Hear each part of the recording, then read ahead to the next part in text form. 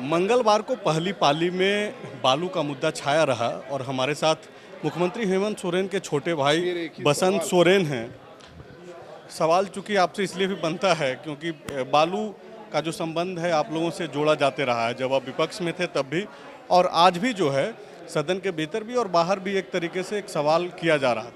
देखिए, विपक्ष हमेशा से ही बालू के मुद्दे को लेकर रहा है, जबकि इससे कहीं से भी सरकार का कोई साहूकार नहीं रहा, पक्ष में रहे चाहे विपक्ष में रहे।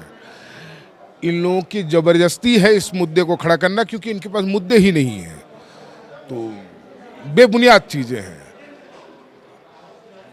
अब जबकि ये बोल दिया गया है सदन के भीतर खुद मुख्यमंत्री के द्वारा कि अप्रैल में नीलामी की जो प्रक्रिया है बालू घाटों की वो शुरू कर दी जाएगी, आपको क्या लगता है क्या प्रोसेस होना चाहिए, किस तरीके सरकार ने इसको जेएसएमडीसी को देने का काम किया?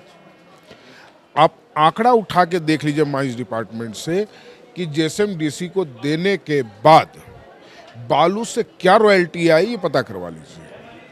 अब नई प्रक्रिया क्या होगी ये माइंस डिपार्टमेंट बेहतर बता पाएगा, और जो रेवेन्यू आनी चाहिए वाकई में आनी चाहिए हम लोगों को। क्या जेएसएमडीसी को जो जिम्मेवारी दी गई थी उसके अनुरूप क्या वो जेएसएमडीसी निर्वहन नहीं कर रही है? क्योंकि एक सवाल आज विपक्ष के द्वारा देखिए, मैंने कहा ना जेएसएमडीसी को इन लोगों ने दिया था और मुझे लगता है 4-5 साल हो गए जेएसएमडीसी को दिए हुए।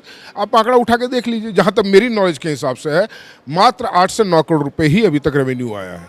विपक्ष के तरफ से आज ये बोला गया कि जेएसएमडीसी भ्रष्टाचार का अड्डा बन गया है, एक अधिकारी जो है सालों तक वहीं पे जमे हुए हैं, तो आप विपक्ष की इस बात से सहमत हैं? देखिए, इनके बनाए हुए लोग हैं, इनके बनाए हुए सारी चीज़ें हैं, उनको हेमंत जी सुधार करने का प्रयास कर रहे हैं। अच्छा, इसी से जुड़ा हुआ एक मुद्दा है, चूंकि जो विपक्ष के द्वारा एक जो आंकड़ा पेश किया गया सदन के भीतर कि तकरीबन 3000 ट्रैक्टर जो है उसको बालू ढोने के दौरान थानेदारों के द्वारा जो है उसको पकड़ लिया गया जांच को लेकर के, तो आपको क्या?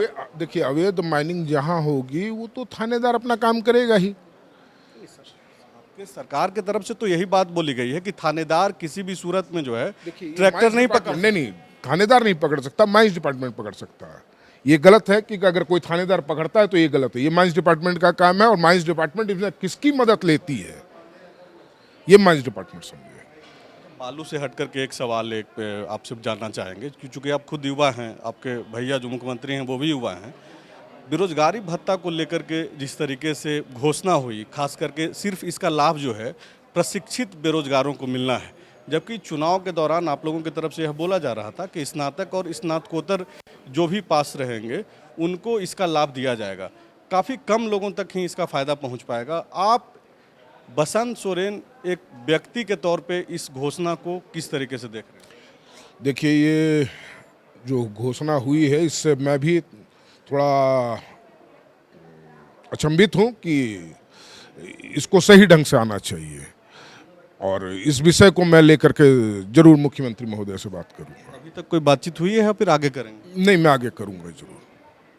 तो ये बसंत सोरेन थे जो बालू के मुद्दों के साथ साथ खास करके बेरोजगारी भत्ता के मुद्दे पे इन्होंने स्पष्ट रूप से कहा कि व्यक्तिगत तौर पे जो यह चाह रहे थे, चुनाव में जिस तरीके से घोषणा की गई थी उसी तरीके से लागू करना चाहिए था, लेकिन जिस तरीके से जिस स्वरूप के साथ बेरोजगारी भत्ता को लागू किया गया है यह ठीक नहीं है, और आगे इसका सभी को लाभ मिल सके इसके लिए वह मुख्यमंत्री से खुद बातचीत करेंगे। शुक्रिया। TheFollowUp.in. Like, share and subscribe. www.thefollowup.in